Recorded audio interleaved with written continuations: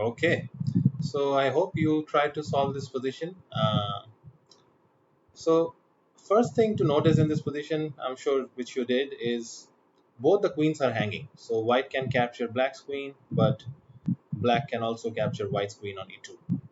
So that continuation has to be examined first, because it looks like the most forcing.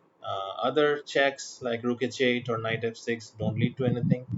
So we must examine the next most forcing continuation. So once white takes the queen, just taking back on e5 obviously will not be good, because white can simply capture the pawn on d3 with, let's say, c takes d3, and white has got a extra queen. So black has to take on e2, and now it looks like white has a problem, because the rook on f1 is hanging and the bishop on e5 is hanging. And if you noticed, even to start with, in the problem, black had an extra piece. So at this point, since both the pieces are hanging, and it's not possible for white to play a move like rook f5 trying to defend the bishop, because the rook is hanging on f5. So it looks like taking the queen is a big blunder. But here is where the main lesson from this problem comes in.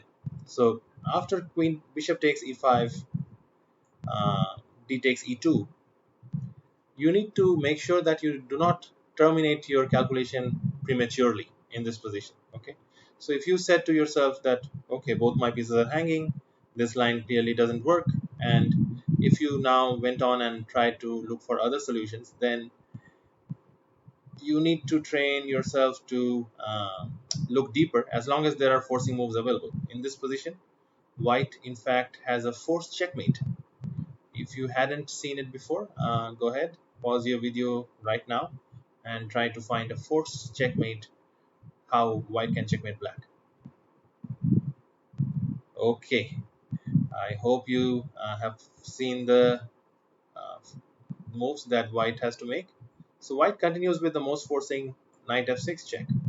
So notice that this is a check, and there is only one response possible. Black king cannot step on the h5 thanks to the white's rook on h4, so he must capture.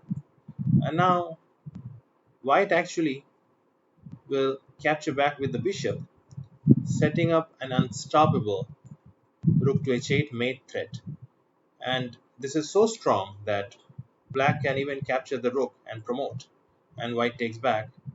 And after this, there is no way for black to stop the checkmate. No matter what black does, white's next move is rook to h8 mate. Moving the rook doesn't help, nothing helps. So yeah, that is the solution. And the main lesson there is, do not stop your calculation prematurely. As long as there are forcing moves available, you should continue the variation. Okay. Yep. So hopefully you enjoyed the solution there. And yeah, I will see you in the next calculation challenge. Bye guys.